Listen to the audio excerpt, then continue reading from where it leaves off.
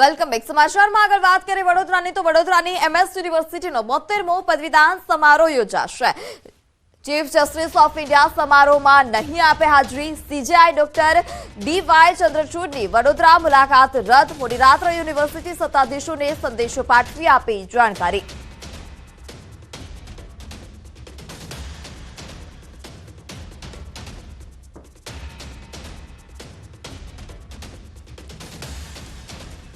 સુરતના ઇન્ડસ્ટ્રીયલ વિસ્તારમાં ગંભીર દુર્ઘટના સર્જાઈ. ઉધનામાં નિર્માણાધીન ઇમારતનો સ્લેબ ધરાશાય, એકનું મોત.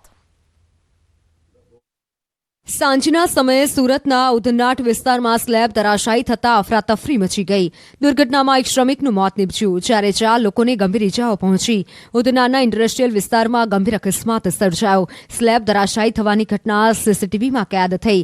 ઉધના વિસ્તારના લક્ષ્મીનારાયણ ઇન્ડસ્ટ્રીમાં આ સ્લેબ ધરાશાયી થવાની ઘટના બની. આ ઘટનાની જાણ ફાયર વિભાગને થતાં તુરંત જ ઘટનાસ્થળે પહોંચી હતી. આ દુર્ઘટનામાં ઇજાગ્રસ્ત થયેલા 3 શ્રમિકોને હોસ્પિટલ ખસેડાયા છે. આ શ્રમિકો ઉધના ખાતે લક્ષ્મીનારાયણ ઇન્ડસ્ટ્રીયલમાં બાંધકામ સાઇટ પર કામ કરી રહ્યા હતા. આ કામગીરી દરમિયાન એકાએક ગેલેરીનો સ્લેબ ધરાશાયી થવાની સાથે 2 મજૂરો નીચે પટકાયા હતા, જ્યારે એક મજૂર સ્લેબમાં જ ઉપર અટકી ગયો હતો.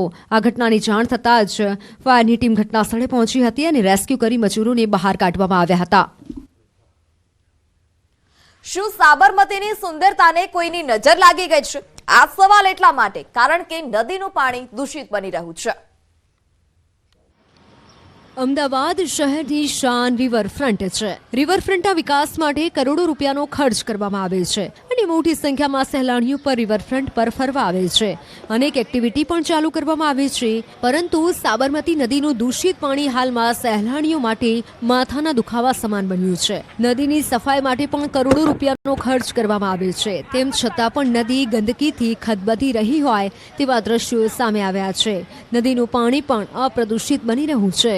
કિનારે બેસો તો પાણીમાંથી દુર્ગંધ આવે છે. કેમિકલયુક્ત પાણી છોડવામાં આવી રહ્યું હોવાથી પાણી વધુ દૂષિત બનતું જાય છે. બીજી તરફ લોકો કચરો પણ સાબરમતી નદીમાં ફેંકે છે, જેના કારણે સાબરમતી નદી અને રિવરફ્રન્ટની સુંદરતા પર દાગ લાગી રહ્યા હોય તેવા દ્રશ્યો સામે આવ્યા.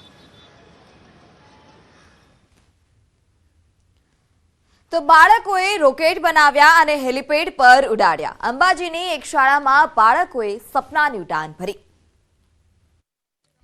આદિવાસી બાળકોએ સરકારી શાળામાં જાતે જ રોકેટ બનાવીને ચીખલા હેલિપેડ પર ઉડાડ્યા. મોડેલ રોકેટરી વર્કશોપ હેઠળ બાળકોએ ભરી સપનાની ઉડાન.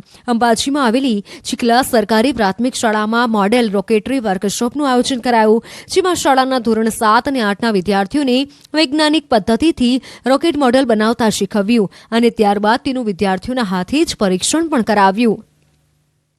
આ વર્કશોપનો મુખ્ય હેતુ વિદ્યાર્થીઓ અવકાશ અને રોકેટ વિશે વધુમાં વધુ માહિતી મેળવી શકે તે હતો.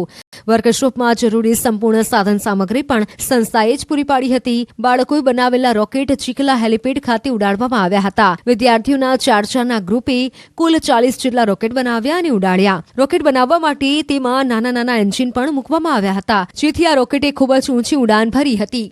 બાળકોએ પહેલા રોકેટ બનાવવાની ટ્રેનિંગ શાળામાં લીધી અને ત્યારબાદ બાળકોએ શાળામાં કાગળ સહિતની વસ્તુઓ વડે 40 જેટલા રોકેટ બનાવ્યા હતા. રોકેટ બનાવ્યા બાદ રોકેટ ઉડશે કે નહીં તેની ખાતરી કરવા બાળકો શાળાના સ્ટાફ સાથે ચીખલા હેલિપેડ આવ્યા હતા. તો સમાચારોમાં અત્યારે બસ આટલું જ. વધુ સમાચાર માટે જોડાયેલા રહો ન્યૂઝ 18 ગુજરાતી સાથે. નમસ્કાર.